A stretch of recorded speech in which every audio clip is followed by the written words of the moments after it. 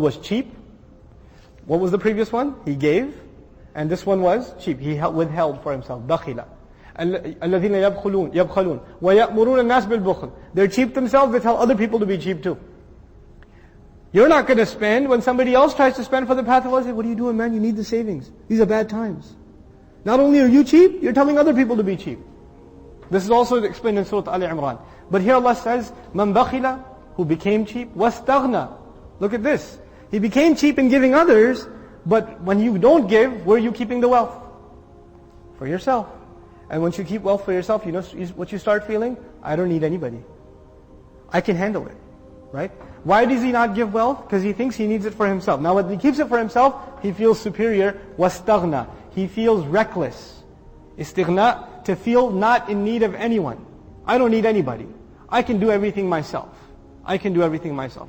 Where did this attitude develop? What was the source problem? Being cheap with wealth. Hoarding wealth within yourself. And this is istighna. Allah Azza wa Jal says, in another surah He says, وَاسْتَغْنَى اللَّهِ. Allah, they had the attitude that they don't need anyone, then Allah developed that attitude towards them. That Allah doesn't need them. وَاللَّهُ غَنِيٌّ حَمِيدٌ. And Allah is truly the one who has no need. He's ghani. Everybody else can have the attitude, but they really do need. They are in need, subhanAllah. So, أي بخل بماله فلم يبذله في سبل الخير. Shawkani comments that he was cheap with his wealth. He didn't spend it in any of the pathways of good, implying that there were so many opportunities to spend in good. He didn't take advantage of any of them. زهد في الأجر والثواب. He was very reluctant and holding back when it came to earning rewards in the hereafter. واستغنى بشهوات الدنيا عن نعيم الآخرة. Istighna means to be free of need. The attitude became, I don't need the hereafter, I just need things here. That became his attitude. That's what he explains istighna as. And as a result, وَكَذَّبَ بِالْحُسْنَى. And he ended up lying against the ultimate good. The very things that the one who gives confirms the truth in, this guy says they're not good at all. You'll find the person, this actually is happening in the Muslim world, may Allah protect us from it. Some Muslims are getting wealthy, and as they're getting wealthier, they're getting farther from the religion. Not only are they getting farther from the religion, now they're attacking the religion verbally. They're saying, what's the good in this? What's the good in that? Why do Muslims do this, that? We should enlighten the religion. The poor Muslims aren't doing it. Guess what kinds of Muslims are doing it? First they get wealth, they don't give, and then they start lying against the ultimate good. وَكَذَّبَ بِالْحُسْنَى. Where did it come from? First cheapness themselves. Then gaining a lot of wealth. And then getting the courage, I don't need the religion needs me. I can mold it to my liking. I'm the customer. I've got the money after all. So they start making these kinds of comments. May Allah protect us from this disease. فَسَنُيَسِّرُهُ لِلْعُسْرَى. Subhanallah. We will make the hardest thing easy for him.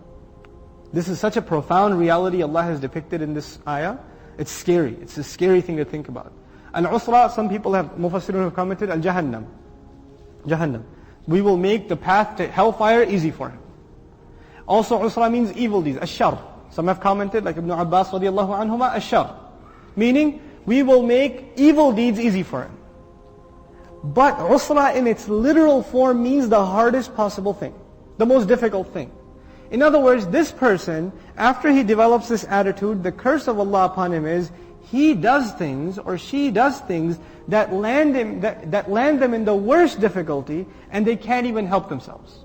You will find these kinds of people who will live carefree, not concerning themselves about religion, and spending their money wherever they want, and those same monies they spend, for example, on their children become the cause of their heart attacks and their blood pressure. Their children become the cause of their psychological problems. The very things they invested in. They bought houses and properties and wealth and this and that, and in their old age they lose sleep over going through the finances.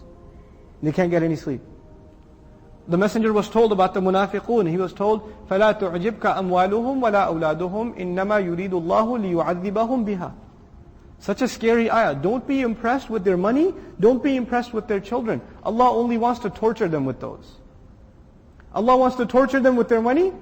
Allah wants to torture them with their children. SubhanAllah. How can that happen? The thing they were looking for ease in those things, what did Allah create in those things? He facilitated the harshest thing for them in those things. May Allah protect us from that.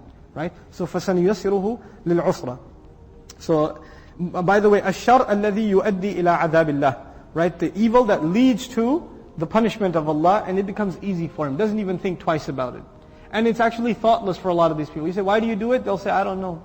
I just do. Can't help myself.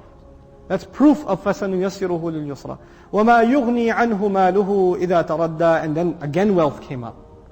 And what good is his wealth is not going to make him free of need when he falls in a ditch.